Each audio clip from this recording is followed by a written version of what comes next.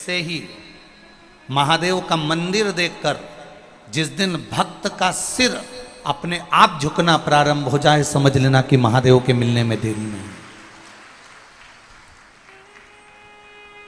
एक लोभी, जो लोभ में समाया हुआ है, वो लोभी अगर पैसा पड़ा हुआ दिखता है तो उसको वो उठा लेता है। एक लोभी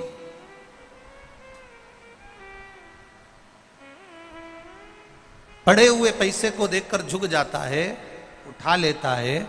उसी तरह जो पुण्यात्मा होता है, जो धर्मात्मा होता है, जिसके भीतर कहीं सनातन धर्म समाहित होता है, जिसके भीतर भगवत भजन समाहित होता है, जिसके भीतर परमात्मा की भक्ति समाहित होती है, वो गाड़ी से जा रहा है, मोटरसाइकिल से जा रहा है, स्कूटर से जा रहा है, साइकिल से जा रहा है, पैदल जा रहा है, और उसको मालूम पड़ जाए कि यहाँ शिवालय है, यहाँ शंकर जी का मंदिर है, और वो वहां पहुंच जाए।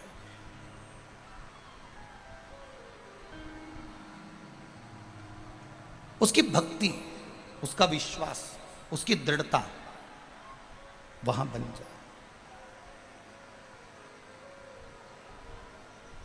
शंभु शरणे पड़ी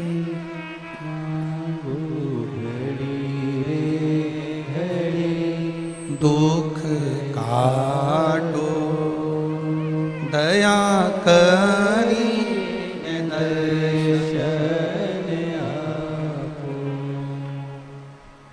एक लोभी व्यक्ति धन देखकर झुक जाता है, और एक सत्कर्मी भजनावली शिव की भक्ति करने वाला शिव का मंदिर देखकर झुक जाता है।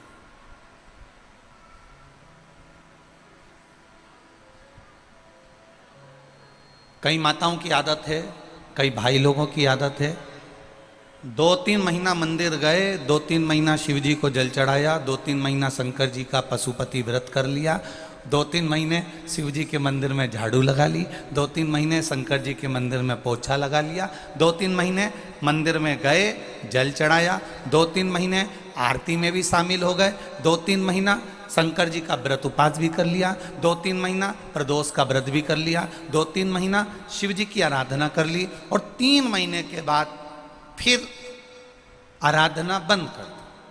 अब ना तो मंदिर में लोटा भर के जल चढ़ाएगी, अब ना सोमवार का व्रत करेगी, अब ना पशुपति व्रत करेगी, अब ना कोई मंदिर में जाकर झाड़ू लगाएगी, ना पोछा करेगी। उससे पूछा गया, क्यों भाई? अरियो जी, तूने मंदिर जाना क्यों बंद कर दिया? अरे भोलानाथ जी हमारी सुने ही नहीं। अच्छा, भोलानाथ जी नहीं सुना तो तूने मंदिर जाना बंद कर दिया हो? अब मैं काय को मंदिर जाऊं, मैं काय को जल चढ़ाऊं, अब मैं काय को लोटा भर के पानी चढ़ाऊं? भोलानाथ जी तो मेरी सुने ही नहीं। पर शिव महापुराण की कथा कहती है,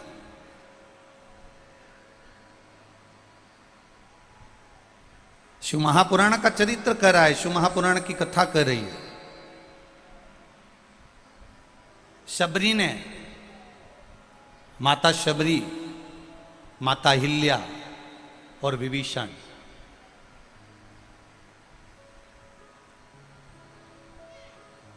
ना तो माता शबरी को मालूम था कि राम आएंगे, ना माता हिल्या को मालूम था कि राम आएंगे, और ना विभीषण को मालूम था कि राम आएंगे। पर इनके गुरुओं ने इनसे कह दिया था, शबरी मैया को मातंग बाबा ने कह दिया था कि तू रोज झाड़ू लगा, रोज बुआरी लगा, रोज सफाई कर, राम आएंगे। अहिल्या से गौतम बाबा ने कह दिया था, राम आएंगे, चरण रज चढ़ेगी और तुझे मुक्ति मिलेगी। विभीषण ने शिवजी के मुख से सुन लिया था कि राम आएंगे और तुझे दर्शन मिलेगा। अब कब आएंगे कोई भरोसा नहीं, कितने बजे आएंगे कोई भरोसा नहीं, कौन सी तिथि को आएंगे कोई भरोसा नहीं। अब सबरी मैया ने भी बाट जोई, इंतजार करा, अहिल्या माता ने भी इंतजार करा, विभीषण ने भी इंतजार करा। रोज माता शबरी झाड़ू लगाती है, बुआरी लगाती है, सेज बिछाती है, रोज माता शबरी बेर तोड़ कर लाती है। प्रतिदिन रोज शबरी बेर लाए, झाड़ू लगाए, अरे शबरी बुआरे रास्ता आएंगे राम जी, मेरा भी धन्य जीवन बनाए राम जी।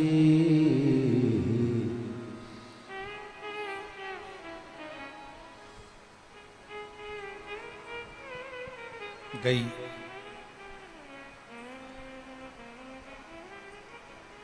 बागों से चुन चुन के शबरी बेर ला रही, अरे खट्टे हो चाहे मीठे हो खाएंगे राम जी, शबरी सवारे रास्ता आएंगे राम जी, मेरा भी धन्य जीवन बनाएंगे राम जी। कर रही है रोज प्रतीक्षा। गुरुजी ने कहा था कि तू रोज झाड़ू लगा, रोज पोछा लगा, रोज दरवाजा साफ कर, रोज रंगोली डाल, रोज फूलों की सेज बिछा, कभी तो राम आएंगे। इस व्यासपीठ ने, ये शिव महापुराण ने हर बार आपको एक ही बात किया कि मंदिर में जाओ, झाड़ू लगाओ, पोछा लगाओ, एक लोटा जल चढ़ाओ। व्यासपीठ ये नहीं कर रही है कि तुम 4 महीना करना, कि 3 महीने करना, कि 5 महीने करना, कि 7 महीने करना। तुम उसके दरवाजे जाते रहो, जाते रहो। जैसे शबरी रोज बेर तोड़ के लाती थी, उसको लगता था आ जाएंगे, रोज बेर तोड़ के लाई, उसको लगा आ जाएंगे, रोज झाड़ू लगाई आ जाएंगे, रोज सेज बिछाई आ जाएंगे, रोज बुआरी लगाई आ जाएंगे, रोज बेर तोड़ते तोड़ते तोड़ते तोड़ते बचपन जवानी या देहड़ी निकल गई। तब उसकी प्रतीक्षा करते करते करते करते जब समय हो गया तो प्रतीक्षा का एक दिन अंत जरूर होता है। जैसे प्रतीक्षा करते करते जब सबरी थक गई, तब सबरी के दरवाजे पर राम आए। तुम जिस दिन लोटा भर के जल चढ़ाते चढ़ाते चढ़ाते चढ़ाते चढ़ाते चढ़ाते तुम्हारा जीवन निकल जाए, तब समझ लेना कि शिव का दर्शन तुम्हें होगा जरूर। ये निश्चितता, ये निश्चितता।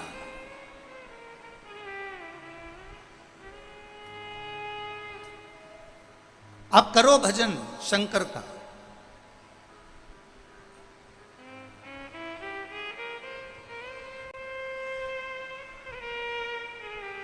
आप करो उसका स्मरण।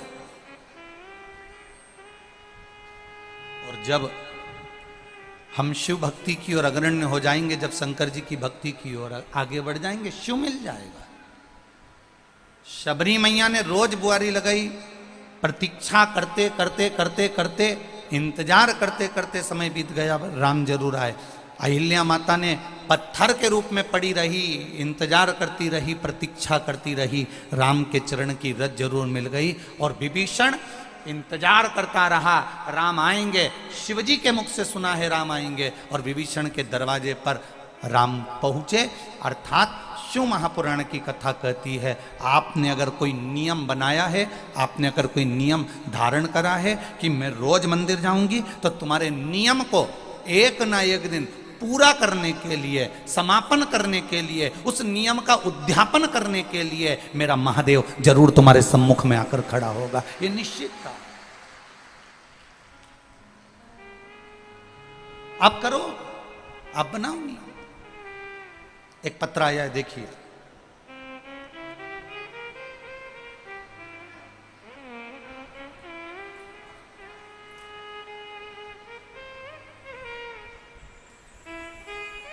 मैं शोभा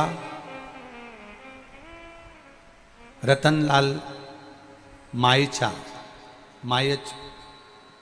ग्राम कांकरिया, चिरा खान, जिला उज्जैन की रहने वाली हूँ। कहीं बैठी हो तो हाथ हिलाइएगा, जहाँ कहीं भी बैठी हो अपना हाथ हिलाइएगा। मैं शोभा रतनलाल मायच, ग्राम कांकरिया, चिरा खान, जिला उज्जैन की रहने वाली। कहीं बैठी हो तो हाथ हिलाइएगा, जहां कहीं भी बैठी। शोभा रतनलाल मायच, ग्राम कांकरिया, चिराखान, जिला उज्जैन की रहने वाली हूँ। पत्र पढ़िएगा। गुरुदेव बाबा की कृपा से आपके जो उपाय बताए गए उसने बाबा ने हम पर कृपा करी। हम आपकी कथा को 2 साल से सुनते आ रहे हैं। आस्था चैनल पर सभी लोग पत्र पढ़ रहे होंगे, या टीवी पर एलईडियां रखी हो तो आप भी पत्र पढ़ सकते हैं। 2 साल से सुनते आ रहे हैं। उस उपायों से मेरे पुत्र विशाल मायच और पुत्री निकिता मायच का खुशहाल जीवन बन गया। उन्होंने लगातार 3 साल तक पढ़ाई करी, बहुत सारी सरकारी नौकरी के लिए अलग अलग फॉर्म भरे और उनके पेपर दिए, फिर भी उनको कोई सफलता प्राप्त नहीं हो रही थी। और उस समय कोरोना काल के कारण उनकी पढ़ाई में बहुत नुकसान हुआ। फिर हमने आपके बताए हुए उपायों का करना प्रारंभ किया और मैंने 3 पशुपतिनाथ के व्रत किए। फिर उसी व्रत का लाभ मेरे पुत्र और पुत्री को मिला, जिससे उन्होंने मध्य प्रदेश पुलिस का पेपर पास किया। फिर फिजिकल में कुछ कठिनाइयों के कारण मेरी बेटी की हीमोग्लोबिन की कमी के कारण शारीरिक कमजोरी आ गई, जिससे उसकी तबीयत ज़्यादा खराब हो गई और हमारी हिम्मत भी टूटने लगी। फिर मेरे पति ने प्रदोष के व्रत को करना प्रारंभ करा और मैंने पशुपतिनाथ का व्रत करना फिर से प्रारंभ किया। और बाबा की कृपा ऐसी हुई कि मेरी बेटी और मेरा बेटा दोनों मध्य प्रदेश पुलिस में 15 दिसंबर 2022 को ज्वाइनिंग हो गए। ये बाबा की कृपा दृष्टि है, ये शिव तत्व है, ये पत्र है। अर्थात विश्वास। थोड़ी प्रतीक्षा करना पड़ेगी, थोड़ी प्रतीक्षा आपको करना है, थोड़ी प्रतीक्षा करना पड़ेगी अपनी।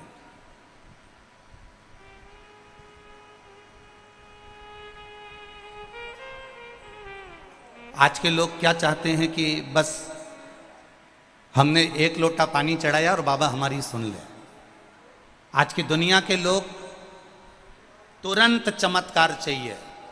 और शिव महापुराण की कथा कहती है कि भोले बाबा के पास कोई चमत्कार नहीं है, शिव जी के पास में कोई बेल भभूति नहीं है, शिव जी के पास में कोई ऐसा मंत्र नहीं कि तुम्हारे ऊपर फेंक दिया जाए और तुम्हें गड़ा हुआ सोने का हंडा मिल जाए। ऐसा कहीं का सोने का हंडा निकालने वाला हो तो हमको भी बता देना कि यूं एकदम कुछ फेंक दे और हंडा निकल जाए। शिव जी के पास में ये नहीं है। शंकर भगवान ने श्री गणेश जी महाराज से कहा तुम्हें कर्म करना पड़ेगा। शंकर भगवान ने अपने षडानंद कार्तिकेय से कहा तुम्हें कर्म करना पड़ेगा। शंकर भगवान ने अशोक सुंदरी से कहा तुम्हें कर्म करना पड़ेगा। शंकर भगवान ने अपनी 5 बेटियां जया, विषहरा, शामरीबारी, दौतली, देव, इन 5 बेटियों से कहा तुम्हें कर्म करना पड़ेगा। शंकर भगवान ने अपनी बहुओं से कहा तुम्हें कर्म करना पड़ेगा। शिव जी कोई चमत्कार नहीं कर रहे हैं, कर्म करना पड़ेगा। और कर्म करने के बाद उस कर्म को भगवान पर सौंप दो। कर्म करने के बाद उसे देवाधिदेव महादेव को दे दो, उसका फल अपने आप मिल जाएगा। आज के दुनिया के लोगों को तुरंत फल चाहिए, तुरंत। और तुरंत फल के चक्कर में दुनिया के लोग ना जाने कहां कहां भटक जाते हैं, ना जाने किस किस के चक्कर में पड़ जाते हैं कि तुरंत फल चाहिए। कोई ऐसा मिल जाए जो हमको करोड़पति बना दे, कोई हमको ऐसा मिल जाए जो हमको धनपति बना दे, कोई हमको ऐसा मिल जाए जो हमको वैभवपति बना दे। और वो धनपति की जगह तुमको इतना लूटता रहेगा, इतना लूटता रहेगा कि एक दिन तुमको रोडपति बना देगा। शिव महापुराण की कथा कहती है किसी चमत्कार के चक्कर में नहीं, किसी इधर उधर के चक्कर में नहीं। शिव महापुराण की कथा कहती है जैसे मां जगत जननी पार्वती देवादिदेव महादेव के चक्कर में रहीं, गणेश जी महाराज शंकर जी के चक्कर में रहे, सदानंद कार्तिकेय शिव जी के चक्कर में रहे, माता लक्ष्मी, नारायण, ब्रह्मा, ब्रह्माणी, इंद्र, जितने भी देवी देवता हैं सब शिव जी के चक्कर में रहे। बस आपसे भी निवेदन है कि बेटमा में आप जिस शिव महापुराण की कथा सुन रहे हो, हमें किसी के चक्कर में नहीं पड़ना, अगर पढ़ना है तो देवादिदेव महादेव के चक्कर में पढ़ना है, उसके मंदिर तक जाओ। और भोलेनाथ के मंदिर भी जा रहे हो तो ये सोचकर मत जाना कि एक दिन जल चढ़ाऊंगी या 2 दिन जल चढ़ाऊंगी या 3 दिन जल चढ़ाऊंगी या 4 दिन जल चढ़ाऊंगी या 5 दिन जल चढ़ाऊंगी। ना ना ना ना, तेरे मंदिर में आना मेरा काम है और मेरी बिगड़ी बनाना तेरा काम। आप उसके दरवाजे पर जाते रहो, आप उसकी चौखट पर जाते रहो, आप उसके द्वार तक जाते रहो, वो आपको फल देगा, ये निश्चितता।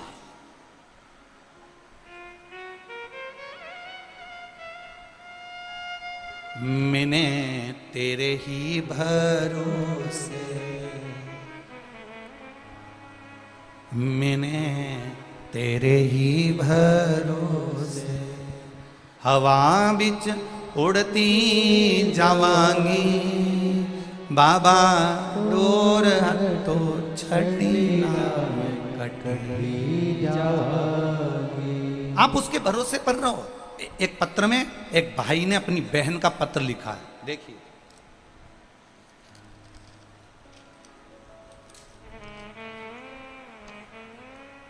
भैरू सिंह यादव, ग्राम झालरिया, पोस्ट बेटमा, तहसील देपालपुर। कहीं बैठे हो तो हाथ हिलाइएगा। आप ही हैं? दोनों हाथ हिला दो एक बार। श्री शिवाय नमस्तुभ्यं। मैं भैरू सिंह यादव, ग्राम झालरिया, पोस्ट बेटमा, तहसील देपालपुर, जिला इंदौर, मध्य प्रदेश। मेरी बहन कृष्णाबाई, पति स्वर्गीय मनोहर सिंह यादव, ग्राम अटाउदा, तहसील देपालपुर, बेटमा से मात्र 12 किलोमीटर दूर। बहन को बच्चे नहीं हैं, पति भी नहीं है। मेरी बहन के पेट में कैंसर की गठान थी। डॉक्टर ने ऑपरेशन किया, जिसे 3 वर्ष हो गए। बीच में तबीयत फिर खराब हुई, अहमदाबाद भी ले गए। वहां डॉक्टर ने जवाब दे दिया कि यह कुछ महीने की मेहमान है। तब बहन कृष्णाबाई ने एक मन में धारणा बना ली और मैंने भी एक धारणा बना ली कि बहन, तेरी बीमारी में जो पैसा लग रहा है, अगर देवादिदेव महादेव तुझे ठीक कर दे तो ये पैसा डॉक्टर की उस बीमारी में लगाने की अपेक्षा अपना मकान तोड़कर उस मकान की जगह पर अपन शिवालय बना देंगे, पर बाबा बस तुझे ठीक कर दे। और बाबा की कृपा से शिव मंदिर का निर्माण करा और मेरी बहन जब धीरे धीरे ठीक होने लगी, उसका पैसा कैंसर में लगना हमने बंद कर दिया, तो मेरी बहन भी ठीक होने लगी और उसी के पैसे से आज बाबा का एक मंदिर का निर्माण कर दिया, जिस मंदिर का मैं फोटो भी लगा रहा हूं। ये शिव तत्व है। बैठिए यादव जी, बहुत बहुत धन्यवाद। अब मेरी बहन ठीक है और वो आस्था चैनल पर घर में बैठकर कथा सुन रही है। मैं बाबा को यहां पर प्रणाम करने आया हूं। यादव जी बहुत बहुत साधुवाद। ये चित्त वृत्ति है, ये मन, ये एकाग्रता, ये आपका चिदानंद, ये स्वरूप आपके भीतर होना चाहिए।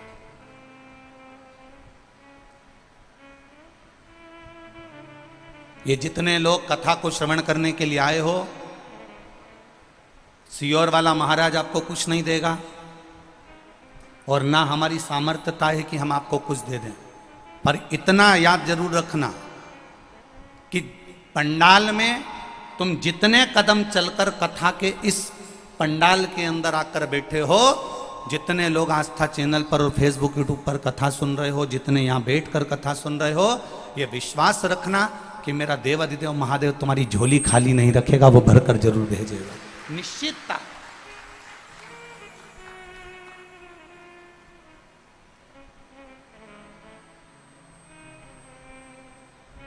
करो भजन उसका, दिखावे से मत करना शिव का भजन। 4 दिन का ऐसा भजन मत करना कि 4 दिन के तुम वो कहे ना 4 दिन की चांदनी फिर अंधेरी रात। ऐसा भजन नहीं चाहिए कि सावन का महीना आया तो मस्तक पर त्रिपुंड लगा लिया, सावन का महीना आया तो रुद्राक्ष की माला धारण कर ली, सावन का महीना आया तो तुम व्रत करने लगे, सावन का महीना आया तो शंकर जी के भक्त हो गए, सावन का महीना आया तो तुम शिव की आराधना करने लगे, सावन का महीना गया तो शंकर जी के भगत भी गायब हो गए। तुम बरसाती मेंढक मत बनना कि जो बारिश में नजर आता है, तुम भगवान के वो भक्त बनना कि अगर एक दिन तुम शंकर के मंदिर नहीं जाओ तो शंकर भगवान ढूंढता ढूंढता तुम्हारे गांव में आ जाए, ऐसे भक्त बनिए।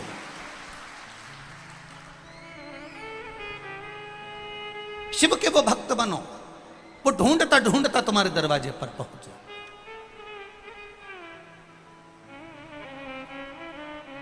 कल विशाल भैया नहीं माने, हम वैसे तो किसी से मिलते कम ही हैं, मिलते नहीं, पर कल विशाल भैया नहीं माने, गुरुजी सबका मन है थोड़ी देर आप मिल लिया करो। तो शायद बहुत सालों के बाद शाम को 8:30 बजे सबसे थोड़ी देर मिलना हुआ। मिलना क्या हुआ, आप लोगों के भाव मालूम पड़े। जितने पुरुष, जितने बच्चे, जितनी बेटियां, जितनी माताएं जो भी मिलने के लिए आई, उनको देखकर एक खुशी हुई कि उनके गले में एक एक रुद्राक्ष पड़ा हुआ था। वो देखकर एक आनंद समा गया। धन्य है आपको, प्रणाम करता हूं आपके पावन चरणों को, नमन करता हूं।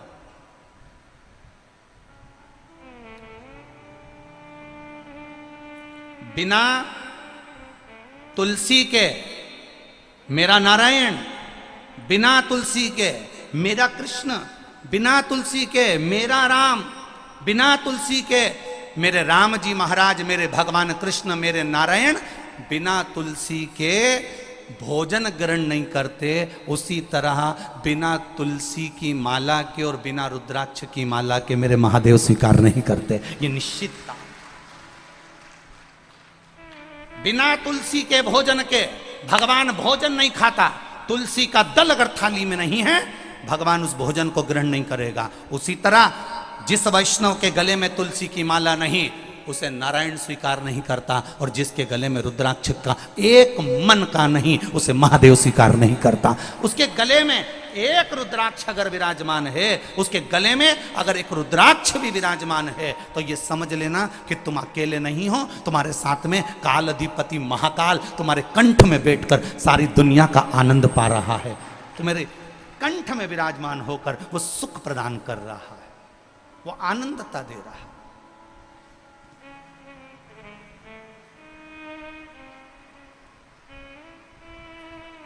एक बार रामकृष्ण परमहंस जी वृंदावन की रज में पहुंचे।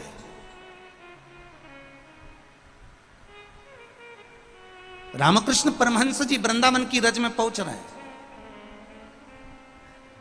भारत की भूमि का पहला संत, भारत की भूमि के पहले संत रामकृष्ण परमहंस, जो मथुरा के रेलवे स्टेशन पर उतरे तो पांव से नहीं उतरे, सिर से उतरे।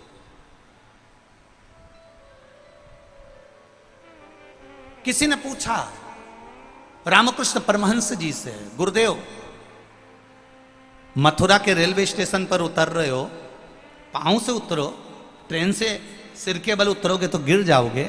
रामकृष्ण परमहंस जी कहते हैं, जिस मथुरा और वृंदावन की रज में मेरे भगवान कृष्ण ने अपना चरण रखा है, उस मथुरा वृंदावन की रज में मैं अपना चरण नहीं, अपना सिर रखना चाहता हूं, इसलिए सिर के बल उतरे।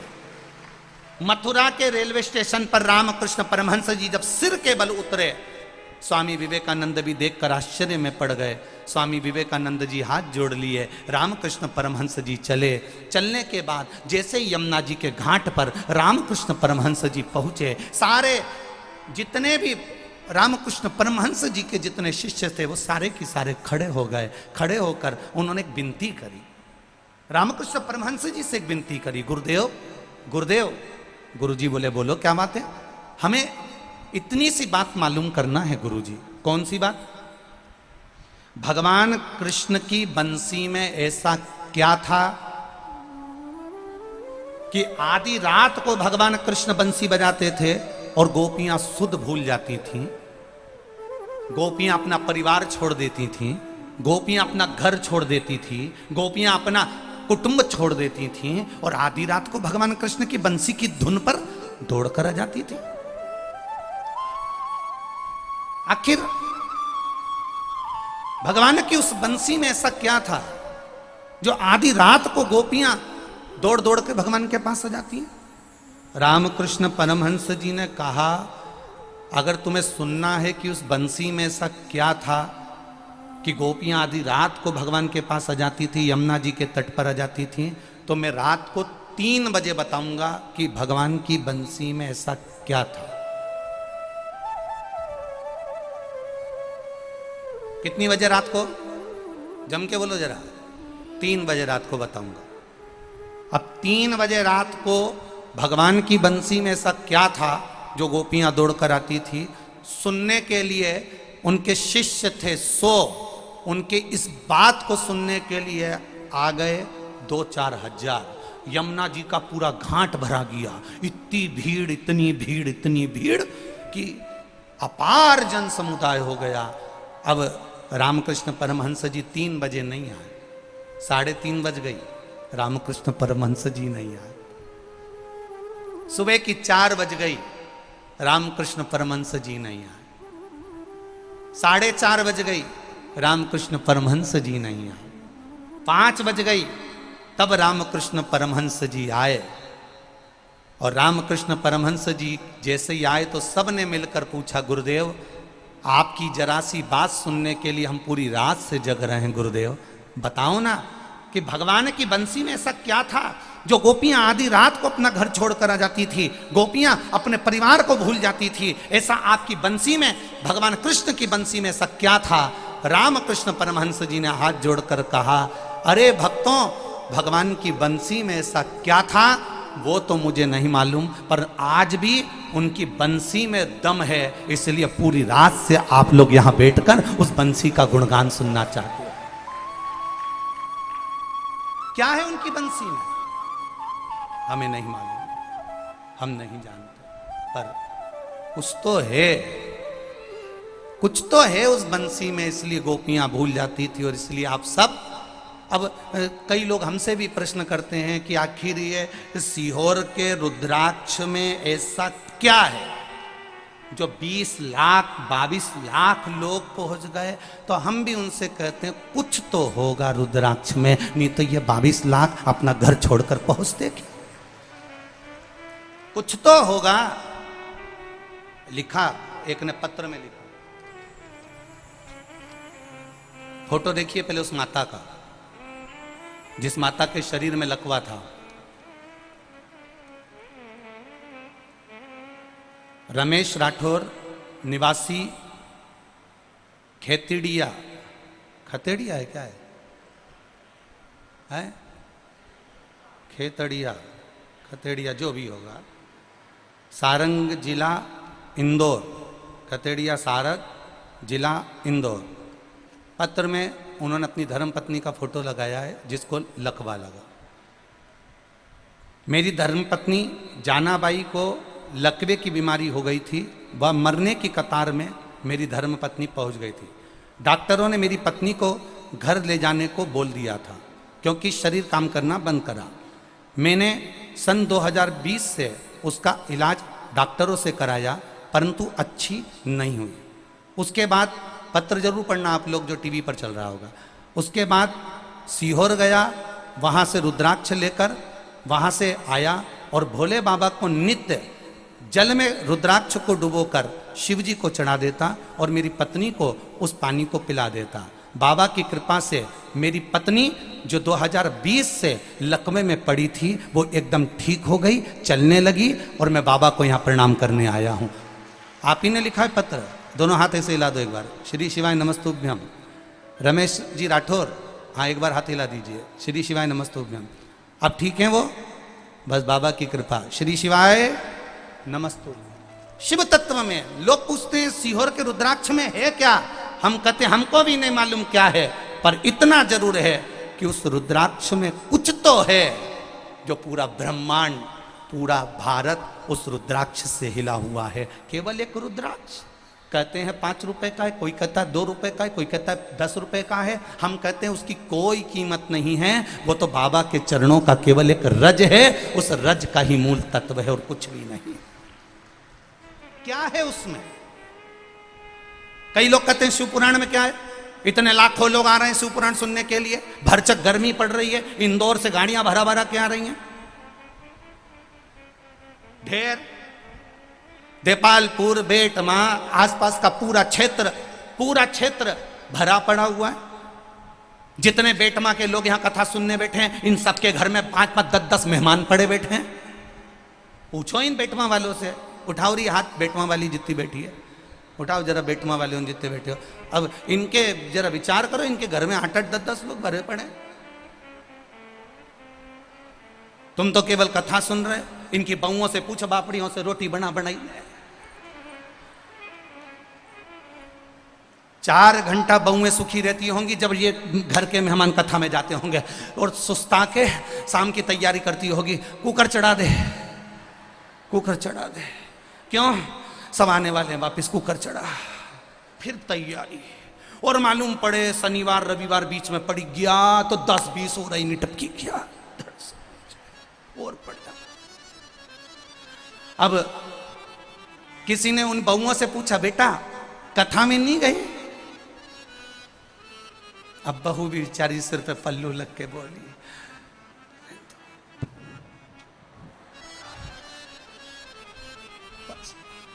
अगली बार सियोर वाला महाराज जब कहीं पास में आएगा, हमारे गांव में नहीं, पास में कभी आएगा तो हम उनसे कह देंगे, सासू से तुम यहाँ सुनो, हम वहाँ चले।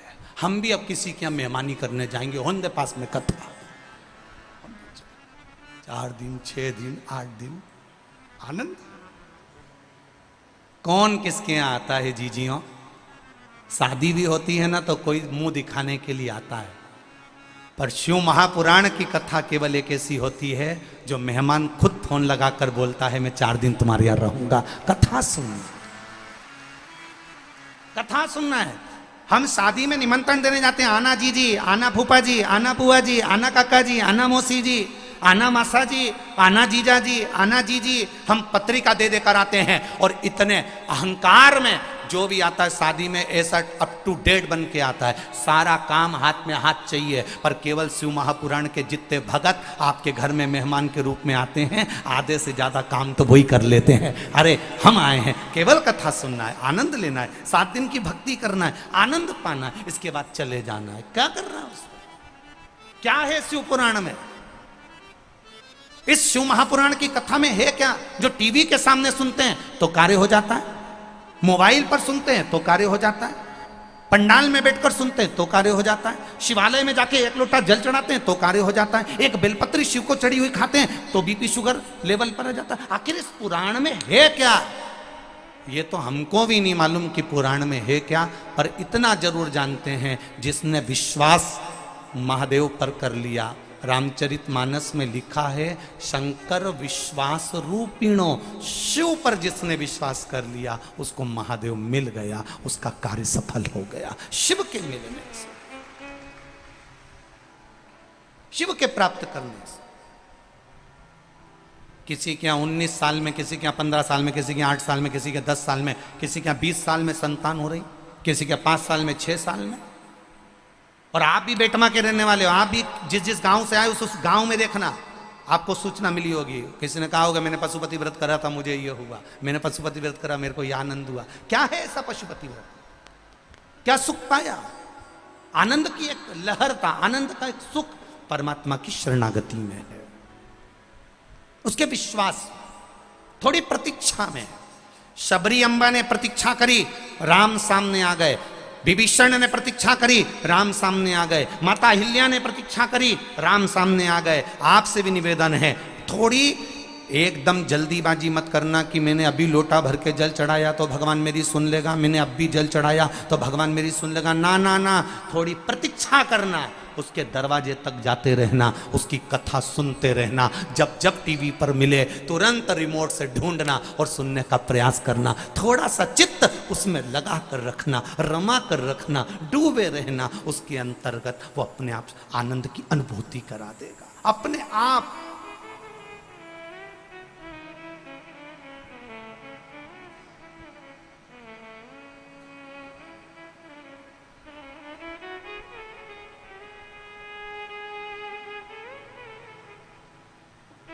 बस उसकी चाकरी, उसकी चाकरी जरूरी है। और कितनी सुंदर है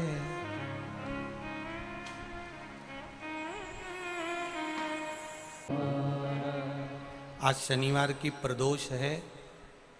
कहते हैं शनि प्रदोष के दिन जिस भाव से हम शिव से जो कहते हैं, मेरा देव अधिदेव महादेव हमारी झोली में वही डाल देता है। अब दिल से कहो उसको, वो दिल से सुनता है।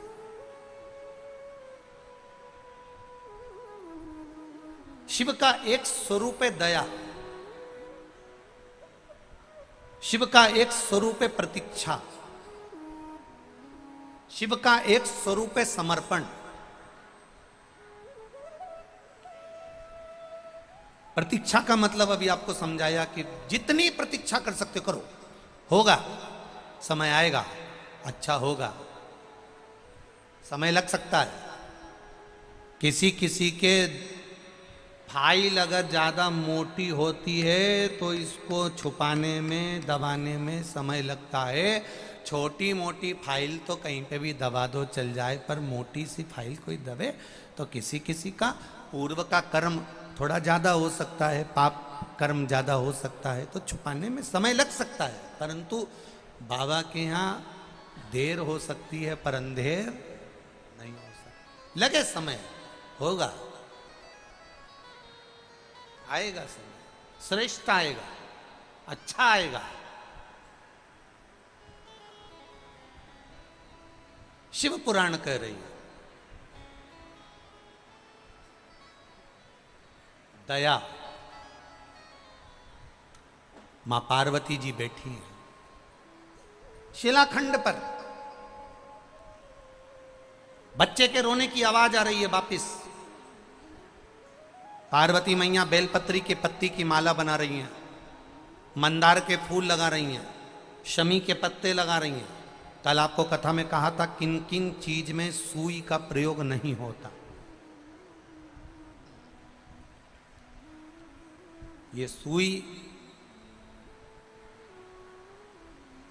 इसीलिए हमारे सनातन धर्म में बेटी की विदाई में चलनी, झाड़ू, सुई और अचार। हमारे यहाँ बेटी की विदाई में पापड़ देते हैं, बड़ी देते हैं, जो चीज खराब ना हो। हमारे यहाँ बेटी की विदाई में पापड़ बना कर देते हैं, बड़ी भी बनाते हैं, मूंग की आदि आदि चीज।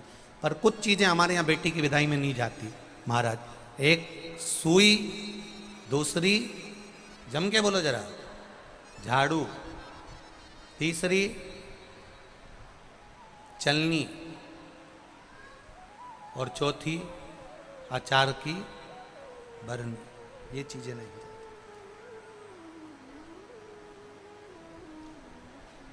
बेटी को तुम्हारे घर का अचार बहुत अच्छा लगता है। वो कहती है मम्मी मेरी माँ बहुत अच्छा अचार डालती। तो बेटी से कह देना बेटा एक काम कर, तू केरी मंगवा के रख ले, तू गोंदिया मंगवा के रख ले, नींबू मंगवा के रख ले, मैं आऊँगी आधा घंटा के लिए तेरे यहाँ अचार डाल के वापिस आ जाऊँगी। मैं दुनिया का सारा सामान बेटी को दे सकती हूँ, पर बेटी की जिंदगी में खटास उत्पन्न हो, बेटी के जीवन में कहीं सड़न उत्पन्न हो, इसलिए मैं अचार नहीं दे सकती, सुई नहीं दे सकती, झाड़ू नहीं दे सकती और चलनी नहीं दे सकती।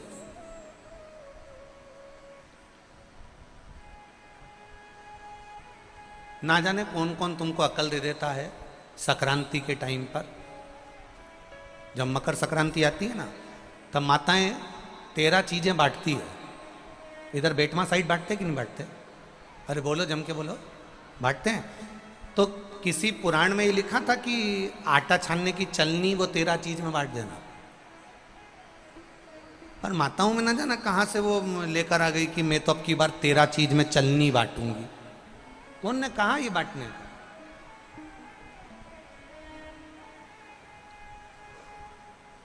जो भगवान की सेवा में कार्य आए, जो भगवान के भजन में कार्यरत रहे, जो भगवान की सेवा में, ठाकुर की सेवा में, राम की सेवा में, मेरे कृष्ण की सेवा में, मेरे शिव की सेवा में जो तल्लीनता से सेवा में कार्य आए, वो चीज बांटो तो चल जाइए। चलनी कौन ने बांटने की कही थी तुमसे कि चलनी बांट? ना ना ना महाराज, माता पार्वती जी बैठी हैं, बेलपत्री की माला बना रही हैं, मंदार के फूल लगा रही हैं, शमी के पत्ते लगा रही हैं। बच्चे ने फिर आवाज लगाई, माता मुझे बचा लो माँ, माता मुझे बचा लीजिए, माँ मुझे बचा लो माँ, माँ मुझे बचा लो माँ। पार्वती जी फिर खड़ी हुई और माता पार्वती जी ने शिलाखंड पर खड़े होकर वापस निहारा, कोई बच्चा नजर नहीं आया, कोई बच्चा नजर नहीं आया। बार बार माता पार्वती बच्चे को निहार रही है और बच्चा चिल्ला रहा है। बार बार पलट कर देखा जा रहा है। फिर जब देखा पार्वती जी ने कि कोई समझ में नहीं आ रहा कि आखिर हो कौन रहा है, कौन चिल्ला रहा है, कौन बोल रहा है, किसको मालूम। थोड़ी देर बाद मां फिर सेवा में तल्लीन हुई। शिव महापुराण की कथा कहती है, जब जब आप सेवा में तल्लीन होंगे, जब जब आप भगवान की सेवा में जाएंगे, जब जब आप किसी अच्छे कार्य के लिए अग्रण्य बनेंगे, तब कोई ना कोई आपको रोकने का प्रयास करेगा, किसी न किसी तरह से तुम्हें थामने का प्रयास करेगा, किसी न किसी तरह से तुम्हें रोकने का, अवरुद्ध करने का प्रयास किया जाएगा। पर तुम्हारी भक्ति प्रबल होना चाहिए, दृढ़ता प्रबल होना चाहिए।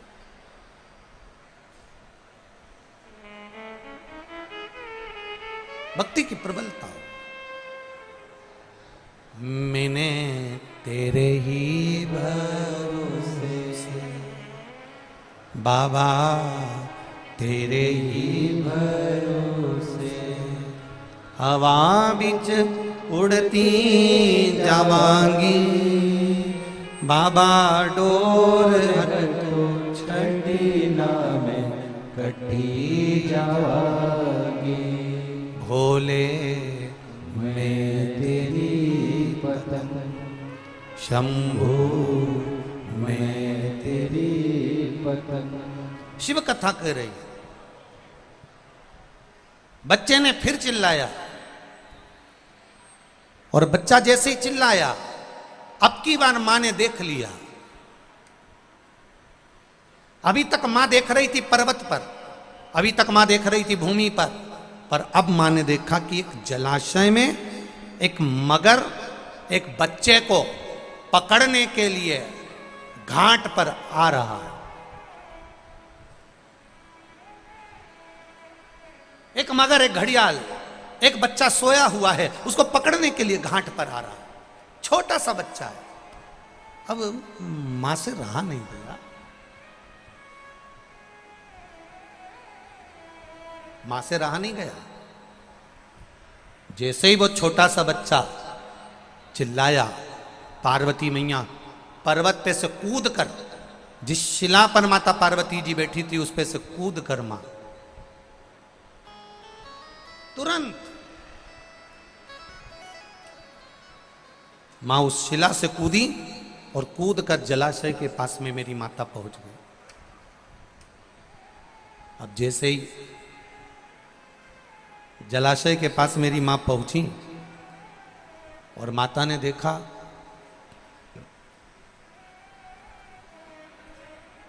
बच्चा चिल्ला रहा है, मां मुझे बचा लो, मां मुझे बचा लो, मां ये घड़ियाल, ये मगर, ये ग्रह मुझे खा जाएगा, आप बचा लो मुझको। मां जाकर घाट पर खड़ी हो गई और खड़ी होकर माता ने घड़ियाल को रोका, ए घड़ियाल, ए ग्रह रुक, ए ग्रह रुक जा, तू इस बच्चे को नहीं खा सकता, तू इस बच्चे को नहीं खा सकता। घड़ियाल मुस्कुराकर बोला, हंसकर बोला, पार्वती जी,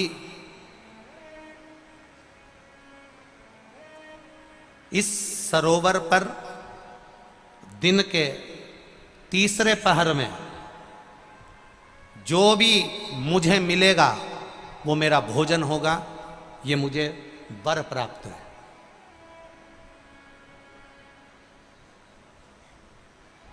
तीसरे पहर में जो भी मुझे मिलेगा इस सरोवर के तट पर, वो मेरा भोजन होगा। अब देखिए, किसी किसी का एक समय होता है। जैसे आज बेटमा वालों की किस्मत है, आज बेटमा वालों का भाग्य है कि शनि प्रदोष के दिन आप ये पावन शिव महापुराण की कथा सुन रहे हो, तो ये आपका भाग्य है।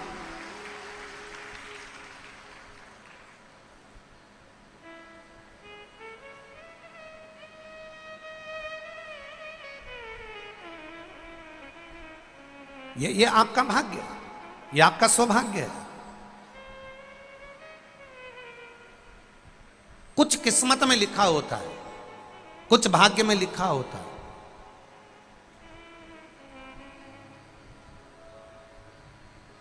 अब एक ग्रह, तुम इस बच्चे को नहीं खा सकते। ग्रह कह रहा है कि दिन के तीसरे पहर में जो भी मुझे भोजन मिलेगा मेरे घाट पर मुझे खाना है, क्योंकि ये मेरा आहार है, ये मेरा भोजन है, मैं इसको खाऊंगा। नहीं नहीं नहीं, मां कहती है तुम इसे नहीं खा सकते, क्योंकि ये मुझे पुकार रहा है, ये मुझे आवाज दे रहा है। और अगर ये मुझे पुकार रहा है, मुझे आवाज दे रहा है, तो तुम कैसे खा सकते हो इसको? तुम खा नहीं सकते। पार्वती जी कहती हैं तुम इस बच्चे को छोड़ दो। ग्रह कहता है ये बच्चा कौन है, तुम्हें मालूम है क्या? किसकी संतान है, तुम्हें मालूम है क्या? एक बहुत सुंदर संवाद ब्रह्मवेत्ता पुराण का है।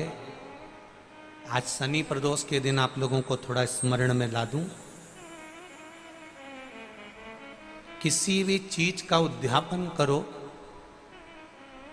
16 सोमवार का उद्यापन करो, चाहे तुम शुक्रवार का उद्यापन करो, चाहे तुम सोमवार का उद्यापन करो, चाहे तुम एकादशी का उद्यापन करो, चाहे तुम प्रदोष का उद्यापन करो, चाहे तुम जिस भी व्रत का उद्यापन करो, शिव महापुराण की कथा कहती है अपने घर के लोगों को गिनने से पहले बाहर के लोगों को गिनना जरूरी है। थोड़ा ध्यान देना। और आप लोग क्या करते हो? उद्यापन में सबसे पहले अपनी जेठानी को गिन लिया, इसको गिन लिया, उसको गिन लिया, उसको गिन लिया। और शिव महापुराण की कथा कहती है जेठानी तो तुम्हारे यहाँ का भोजन करेगी क्योंकि रिश्तेदार है, ननन तुम्हारे यहाँ का भोजन करेगी क्योंकि रिश्तेदार है, तुम्हारी देवरानी भोजन करेगी क्योंकि रिश्तेदार है, तुम्हारी चाची सास भोजन करेगी क्योंकि रिश्तेदार है, तुम्हारी काकी सास भोजन करेगी क्योंकि रिश्तेदार है। जब हम उद्यापन में दूसरे को गिनते हैं और उसको कोई सामान देते हैं, उसकी कोई सामग्री, कोई सुहाग की पिटारी, कोई सामग्री हमने उसको उद्यापन में दी, तो वो हमारा दान कहलाता। हमने अपने परिवार वाले को भोजन कराकर अपने उद्यापन में गिन दिया और अपने परिवार वालों को दे दिया। इसको देना नहीं कहते, इसको दान नहीं कहते, इसका पुण्य आधा हो जाता है। इसके पुण्य की परिभाषा यहां नहीं कहा जाए। अब और सरल भाषा में समझ लीजिए। कई माताएं कहती है हमने तो अपनी बेटी को यह सामान दे दिया, मतलब हमने खूब दान कर दिया। अब एक बहुत अच्छे से समझ लेना, हमने हमारी बेटी को ये दे दिया तो हमने दान दे दिया। हमने हमारी बेटी को पापड़ बना के दे दिया, हमने तो बहुत दान कर दिया। हमने हमारी बेटी को साड़ी दिला दी, हमने दान कर दिया। हमने हमारी बेटी को सामान दिला दिया, हमने दान कर दिया। बेटी दान लेने की हकदार नहीं है, बेटी अपने मायके का हक लेने को दमदार है। तुम बेटी को एक साड़ी देकर ये मत सोचना कि हम दान दे रहे हैं। बेटी तो खुद कन्यादान में जाती है। आप बेटी को अगर वस्त्र दे रहे हो तो दान नहीं कर रहे हो, आप बेटी को कोई सामग्री दे रहे हो तो दान नहीं कर रहे हो, आप बेटी को कोई सामान दे रहे हो दान नहीं कर रहे हो, आप बेटी के बेटे को 500 रुपए का लिफाफा दे रहे हो, ये दान नहीं कहला रहा है। ये वो अपना हक लेकर जा रही है। आई है माँ बाप के घर में तो साड़ी तो देना पड़ेगी, नहीं देगी तो काले कोट वाला दिला देगा। उसमें ये दान नहीं है कि तुम कह दो कि नहीं साहब हमारी तो हमने बहन बेटी के दान दे दिया, हमने तो हमारी बहन बेटी के दान दे दिया, हमने तो हमारी बहन बेटी के दान दे दिया, तो बहन बेटी कहीं भिक्षा मांगे तुमसे? अरे बोलो तो नहीं बेटमा वाली हो, बोलो बोलो जम के बोलो, तुम क्या भिक्षा मांगो कि हम भैया के जाएं तो दान लेके आएंगे? दान लेकर बहन बेटी नहीं आती, बेटी अपने भाई के यहाँ से दान लेकर नहीं आती, बेटी अपने मायके से दान लेकर नहीं आती, बेटी मायके में जाकर अपने माँ बाप से और कहती है कि किसी ब्राह्मण को बुलाकर मम्मी सत्यनारायण की कथा कराकर थोड़ा सा दान दे दो। ये बेटी कहती है, बेटी दान लेकर नहीं आती है, बेटी दान दिलवा कर आती है। और बेटी मायके से अगर एक साड़ी भी लेकर आती है तो वो दान की नहीं, बेटी अपना हक लेकर आती है। जब तक माँ बाप हैं तब तक बेटी लेकर आ। तो जितनी भी भाभियां हैं वो ये कहना बंद कर दे कि हमने ननन को कुछ दान दिया।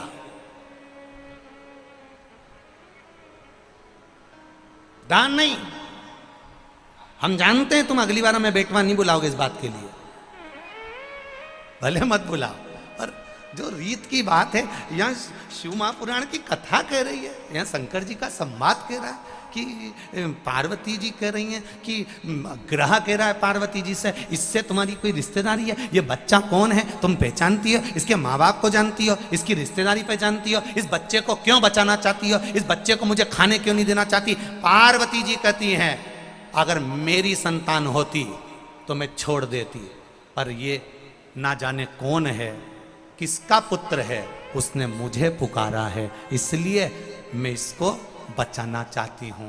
बहुत ध्यान देना, अतिथि देव भव, अतिथि देव भव। ये इतने सारे लाखों लोग आए हैं बेटमा में, इनसे किसी की रिश्तेदारी है क्या? अरे बोलो जम के बोलो, नहीं है। कोई इनको पहचानता है कि कहां से आ गए? कोई ट्राली में बैठ के, कोई ट्रक में बैठकर, कोई गाड़ी में बैठकर, कोई मोटरसाइकिल में बैठकर, किसी से कोई की रिश्तेदारी नहीं है। पर बेटमा में आए हैं और बेटमा के एक व्यापारी ने भी, बेटमा के एक व्यक्ति ने भी, बेटमा का एक व्यक्ति ने भी अगर इनको एक गिलास पानी भी पिलाया है तो समझ लेना तुमने अपने वाले को पिलाया तो ये सोच के पिलाया कि मेरी मौसी है, मेरी काकी है, मेरी बुआ जी है, पर पराये व्यक्ति को अगर हमने एक गिलास पानी भी पिलाया है, समझ लेना वो तुम्हारे खातों में करोड़ों का हो गया है। उसका फल कम नहीं हो सकता, वो करोड़ों का होगा, अधिकता का होगा।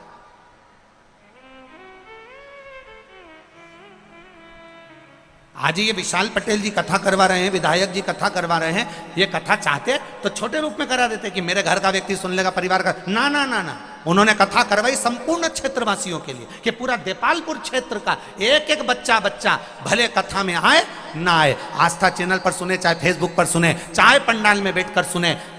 तो एक विशाल पटेल जी ने विचार करा कि कम से कम क्षेत्र का व्यक्ति अगर कथा सुनेगा, भले उसके कानों में जाए ना जाए, पर हमारे क्षेत्र का कल्याण हो जाए, ये कथा का मूल लक्ष्य हो। ये कथा का मूल लक्ष्य तत्व वही सम्मिलित है। आप अपनी मौसी को पानी पिला रहे हो, आप अपने काका जी को पानी पिला रहे हो, आप अपने चाचा जी को पानी पिला रहे हो, वो अलग बात है। पर कोई अनायास आया है, हम यहाँ से जाते हैं गाड़ी से, ये कार्यकर्ता जब हमको यहाँ से लेके जाते हैं तो हम देखते हैं किसी ने नल लगा दिए, कोई बाहर खड़ा हुआ है, कोई हाथ जोड़कर पानी दे रहा है, कोई बोतल दे रहा है, कोई पाउच दे रहा है, कोई उसको पोया दे रहा है, कोई कुछ दे रहा है। ये आप पहचान बिना दे रहे हो, बिना पहचान।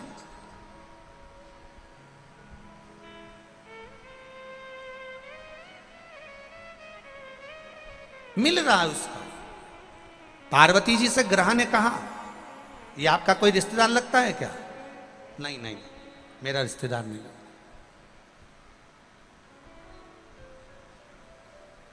आपका रिश्तेदार नहीं है? नहीं। तो फिर आप इसको बचा क्यों रही हो? पार्वती जी बोली रिश्तेदार होता तो मैं तुम्हारे सामने दे देती, मेरा पुत्र होता तो मैं तुम्हारे सामने दे देती कि ग्रह इसको खा ले, पर दिक्कत ये है कि मैं इसको पहचानती नहीं हूं, ये कोई दूसरा।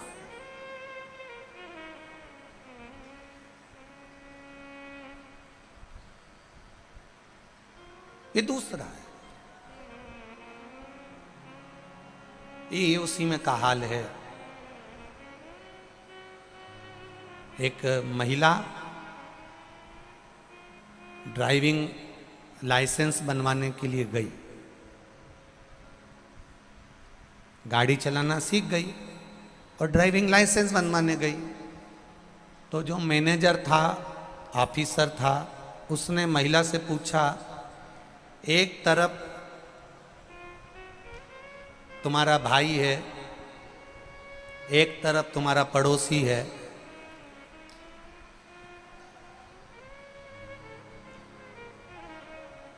तुम गाड़ी से जा रही हो, इधर भाई है, इधर पड़ोसी है, तुम किसको मारोगी? महिला तुरंत बोल दी, पड़ोसी को। मैनेजर ने कहा, ऑफिसर ने कहा, मैं 3 साल से तुम्हारा ड्राइविंग लाइसेंस बनवाने का प्रयास कर रहा हूं, 3 साल से समझा रहा हूं कि इधर पड़ोसी है, इधर भाई है, और तुम्हें अगर मारना है तो किसको मारोगी? तुमसे 3 साल से कह रहा हूं कि ब्रेक मारूंगी, ब्रेक मारूंगी, ऐसा बोल, तू जब देखो जब पड़ोसी को मारूंगी बोलती है।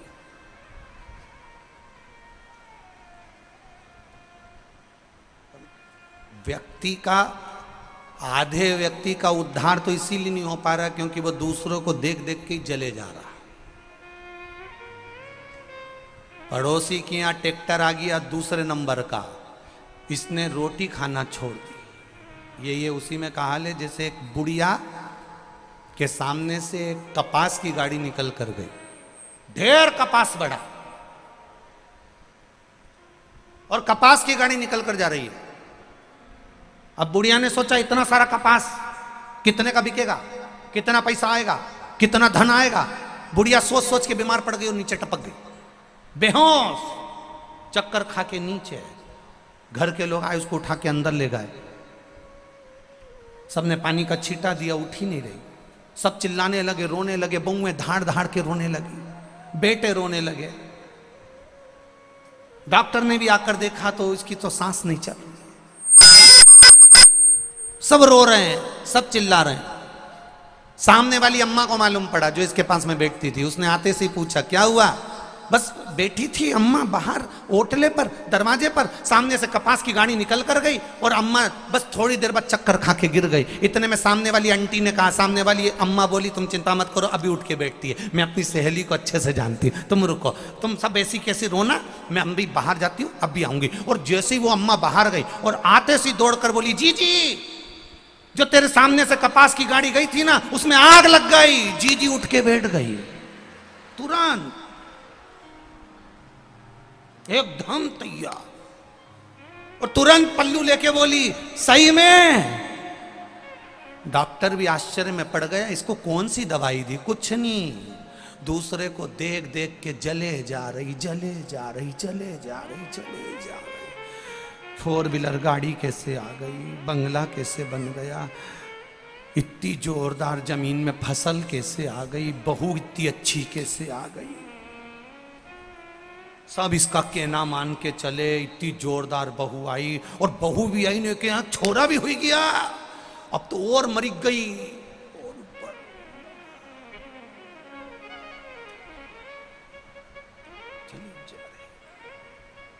शिव महापुराण की कथा कह रही है, क्या किसको रोइए, बोलो बोलो बोलो, चादर तान के सोइए, अपने को क्या करना। शिव मंदिर में जाना, शंकर के मंदिर में जाना, 1 लोटा जल अगर शंकर भगवान को चढ़ा रहे हो अपनी सामर्थ्यता के अनुसार, पड़ोसन चांदी के लोटे से जल चढ़ा रही है, उससे हमें मतलब नहीं। पड़ोसन सोने के लोटे से जल चढ़ा रही है, हमें उससे मतलब नहीं। पड़ोसन किस लोटे से जल चढ़ा रही है, हमें उससे मतलब नहीं है। आपके पास में जो पात्र है, भगवान को उस पात्र से जल चढ़ाओ। एक दिन आएगा भगवान तुम्हारे हाथ में भी चांदी का लोटा पकड़ा देगा। ईर्ष्या से नहीं, ईर्ष्या से नहीं।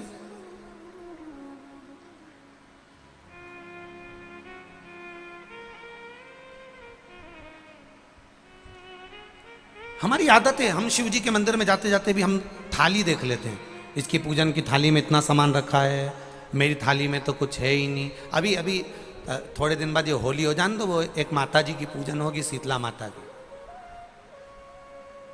शीतला माता की पूजन होती है, यहाँ होती है, अरे बोलो तो, होती है। शीतला माता की पूजन होती है ठंडे समय में, शीतल समय में। शीतला माता ने ये नहीं किया कि रोटी बना के उठो और थाली लेके लाइन में लग जाओ। तुम देखना, शीतला माता की पूजन करने लोग जाते ना शीतला सप्तमी, शीतला अष्टमी पे, बस 11 बजे तक तो रोटी बनाती रहेगी, सामान बनाती रहेगी। 1-1.5 घंटा में ठंडा हुआ, 12:30 बजे उठ के सीधे लाइन में लग जाएगी, जल्दी से पूजन करके सो जाऊंगी, काम खत्म। शीतला माता ने भी सोच लिया, बस तूने मुझे बेवकूफ बनाया, अब रुक जा तू। 11 बजे तक भोजन बनाया, 10 बजे तक भोजन बनाया, 1 बजे रात को लाइन में लग गई पूजन करने के लिए। 1 बजे रात को, न जाने किसने पहला दी कि 1 बजे रात को लग जाओ लाइन में, सुबह तक पूजन करके अपने घर आ जाओ, फिर आराम से आके सो जाओ। अब इतनी जल्दी क्या है भगवान के पूजन की? माँ की पूजन करने जा रहे हो, माता से लाड़ लड़ाने जा रहे हो, अपनी माता से अपने दिल की बात कहने के लिए जा रहे हो, अपने स्नेह की बात कहने के लिए जा रहे हो, तो धीरे धीरे प्रेमवश आनंद से माता की आराधना शीतल समय में, ठंडे समय में। ठंडे समय का मतलब है भीतर से ठंडे होकर, अपने भीतर से ठंडे होकर। अब अपने भीतर तो ठंडाई है ही नहीं ना, जल्दी जल्दी चलो, और आधी बहुत पतली खुशी है, और और ये कितना बड़ा कपड़ा थाली पे ढाक ढुका के लाइन में खड़ी है शीतला माता। शीतला माता, या हाथ में लोटा या हाथ में थाली, और इतनी देर में पड़ोसन निकल के बाजू में से जा रही थी और लोटा थोड़ा सा ढुल गया। अब यहाँ शीतला माता की पूजन करनी आई और ये हो गई चंद्र घंटा। लोटा जरा सा ही पानी का झलका, देख के नहीं चल सकती, ठंडा भोजन हाथ में, लोटा ठंडा पानी का, और अंदर अग्नि। शीतला माता भी कह रही इसको अजान दो पहले, इसको क्या मतलब? भीतर से शीतल होइए, भीतर से ठंडे होइए। चित्त, वृत्ति, मन जब भीतर से शीतल होगा, ठंडा होगा, तो मेरी शीतला माता, तुमने पूजन करा ना करा, मेरी शीतला माता प्रसन्न हो जाएगी। बस भीतर से शीतल होइए, ठंडे होइए भीतर से।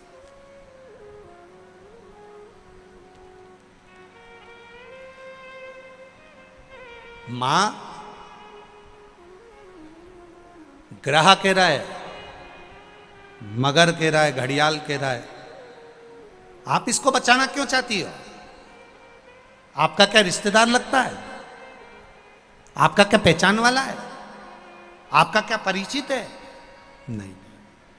मां कहती है अगर मेरा परिचित होता तो बात दूसरी होती, ये मेरा परिचित नहीं है।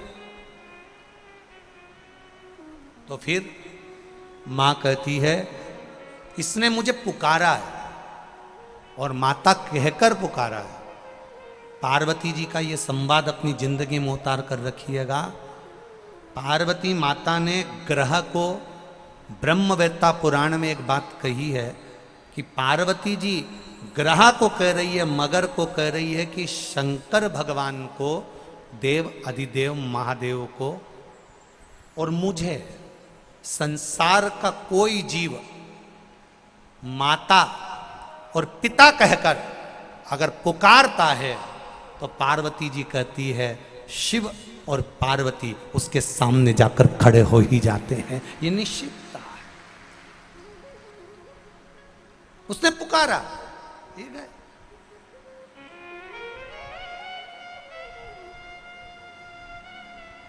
आप जिस भाव से पुकार रहे हो, आप जिस प्रेम से पुकार रहे, एक पत्र आया है देखिए।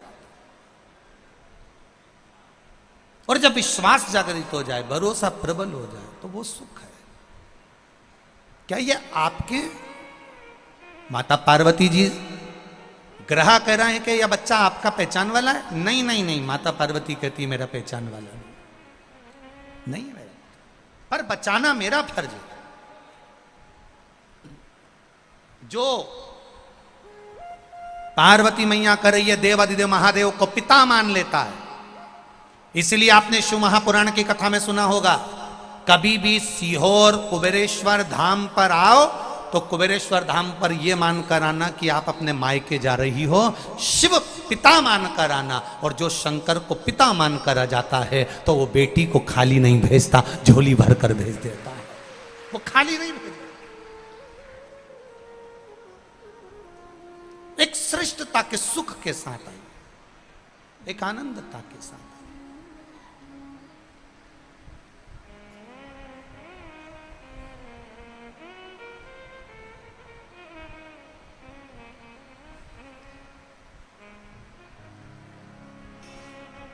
महाराज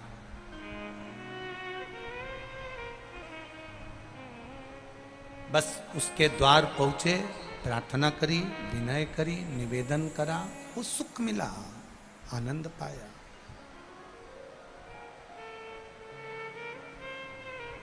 आने पार्वती जी से एक बात कही, इस बच्चे को मैं एक शर्त पर छोड़ सकता हूं। कौन सी शर्त? तुमने जिंदगी में जितना तप करा, जितनी आराधना करी, जितनी साधना करी, जितनी पूजन करी, जितना व्रत करा, जितना उद्यापन करा, सारे व्रत का, तप का, साधना का सब कुछ फल तुम्हें मुझे देना पड़ेगा। तुम इस बच्चे को छोड़ देता। अगर तुम स्वीकार करो तो इस बच्चे को छोड़ दो। अब ध्यान देना जरा सा, तुम्हारे द्वारा किया गया पशुपति व्रत, तुम्हारे द्वारा किया चढ़ाया गया एक लोटा जल, तुम्हारे द्वारा चढ़ी गई एक बेलपत्र, तुम्हारे द्वारा मंदिर में लगाया गया झाड़ू पोछा खाली नहीं जाता। एक ना एक दिन तुम्हारे सामने आकर खड़ा हो जाता है। तुमने जो करा उसका फल तुम्हारे सामने।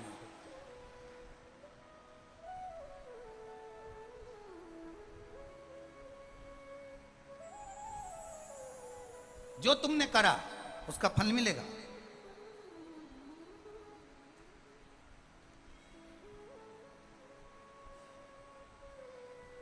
वो प्राप्त जरूर होगा। आपने जो व्रत करा, आपने जो साधना करी, आपने जो तप करा, ये सारे तप का फल ग्रह कह रहा है, मगर कह रहा है मुझको दे दो, वो घड़ियाल कह रहा है मुझे दे दो। पार्वती जी कहती हैं ठीक है ले लो, छोड़ो संकल्प। संकल्प छोड़ो। पार्वती मैया ने सरोवर का जल हाथ में लिया और सरोवर का जल हाथ में लेकर माता पार्वती जी कह रही हैं, सुनो ग्रह, ए घड़ियाल, ए मगर, इस अनजान बच्चे के प्राण को बचाने के लिए मेरी जिंदगी का जितना मैंने तप करा, साधना करी, व्रत करा, उद्यापन करा, जो भी करा सब तुझे देती हूं। जल छोड़कर दे दिया, जल छोड़कर दिया। ग्रह जो अभी तक बेकार दिख रहा था, ग्रह जो अभी तक भयंकर दिख रहा था,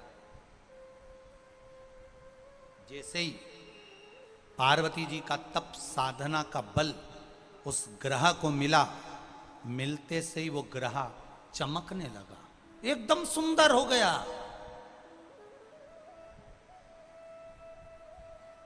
सोने जैसा चमक रहा है ग्रह, सोने जैसा।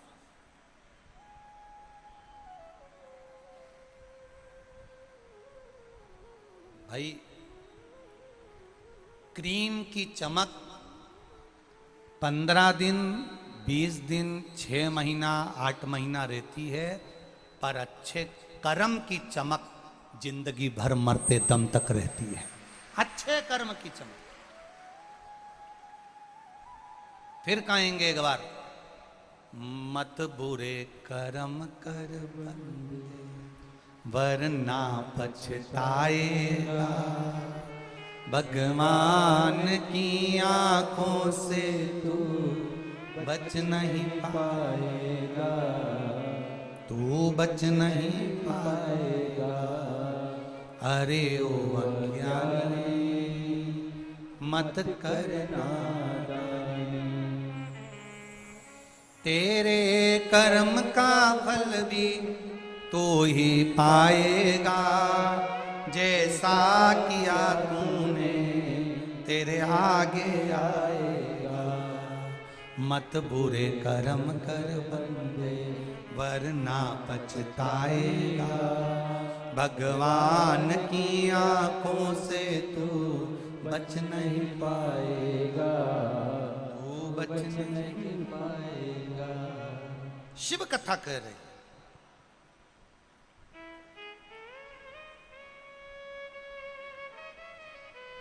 भगवान शिव का एक आनंदमय संवाद कर रहा।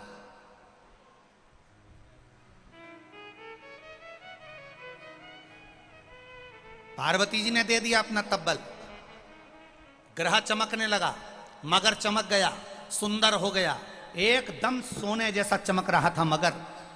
प्रसन्न चित्त में मगर ने कहा, ग्रह ने कहा, पार्वती जी आप इस बच्चे को लेकर जा रही हो, आपका ये बच्चा मैंने छोड़ दिया है, इसको मैं अब खाऊंगा नहीं, पर एक निवेदन करना चाहूंगा, आपकी जिंदगी लग गई हजारों वर्ष, आपने तप करा, बेलपत्री का पत्ता खाया, नासिका के एक श्वास से श्वास लेना, उसी से छोड़ना, वो भी छोड़ दिया आपने, आपके शरीर पर मिट्टी दबती जलती चली गई, और आपने इतना बड़ा बड़ा तप करा, साधना करी, और एक मिनट में पराए बच्चे के लिए आपने वो तपबल दे दिया, आपने वो तपबल एक पराए बच्चे के लिए दे दिया।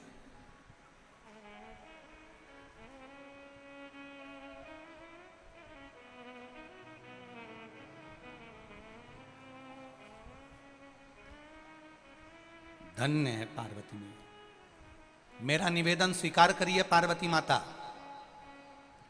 मैं आपको आपका तपबल वापिस दे देता हूं। पार्वती जी कहती नहीं नहीं नहीं नहीं, मुझे नहीं चाहिए, मुझे नहीं चाहिए, क्या करूंगी अब मैं इस तपबल का?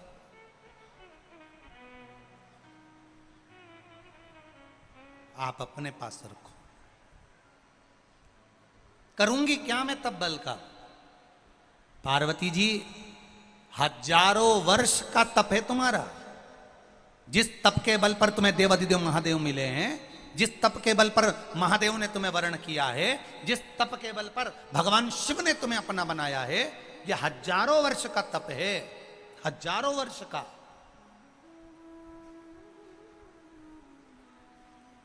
एक बड़ी सुंदर सी बात कहेंगे, जो शिव की शरणागति में रहता है, राम की शरणागति में रहता है, जो भगवान कृष्ण की शरणागति में रहता है, जो भगवान की सेवा में लगा रहता है, कोई पुजारी हो, कोई ब्राह्मण हो, कोई साधु हो, कोई सन्यासी हो, कोई तपस्वी हो, कोई साधक हो, कोई उपासक हो, या कोई साधारण सा मनुष्य हो, जो भगवान की सेवा में लगा हुआ है, भक्ति में लगा हुआ है, भगवान का सेवा करते करते उसका एक नेत्र के रोम के बराबर अंश उस सेवा करने वाले को मेरे महादेव प्रदान कर देते हैं।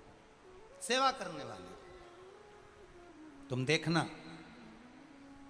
कभी कभी कोई कोई बोलता है तो उसकी वाणी बिल्कुल सिद्ध हो जाती है, कोई कोई बुजुर्ग माताएं बोल देती है तो वाणी सिद्ध हो जाती है, कोई ब्राह्मण जन कह देता है, कोई पुजारी जन कह देता है, कोई संत, कोई साधु, कोई सन्यासी, कोई तपस्वी, कोई साधक, कोई उपासक, कोई कह देता है, उसकी वाणी सिद्ध हो जाती। कारण भगवान की सेवा में वो निष्कपट भाव से लगा हुआ है, भगवान की सेवा में वो तल्लीनता से लगा है, तो उसको एक महादेव के रोम बराबर का भी फल उसको मिल जाता है, तो उसकी वाणी सिद्ध हो जाती है, उसके शब्द सिद्ध हो जाते। इस व्यासपीठ से बेटमा की इस पावन धरा से आज एक बात कहना चाहेंगे, आपकी जिंदगी में अच्छी लगे उतार लेना। जितने लोग आस्था चैनल पर सुन रहे हैं, जितने फेसबुक यूट्यूब पर सुन रहे हैं, वो भी अच्छे से सुन लेना। एक लोटा जल लेकर जो देवादिदेव महादेव के मंदिर जा रहा हो, जो शंकर भगवान की आराधना कर रहा हो, रामकृष्ण की आराधना में डूबा हुआ हो, निवेदन है उसको देखकर कभी जिंदगी में हंसना मती और उस पर कभी उंगली उठाना मती, नहीं तो जिंदगी भर ना उंगली रहती है, ना कहने के लिए शब्द रह पाता है।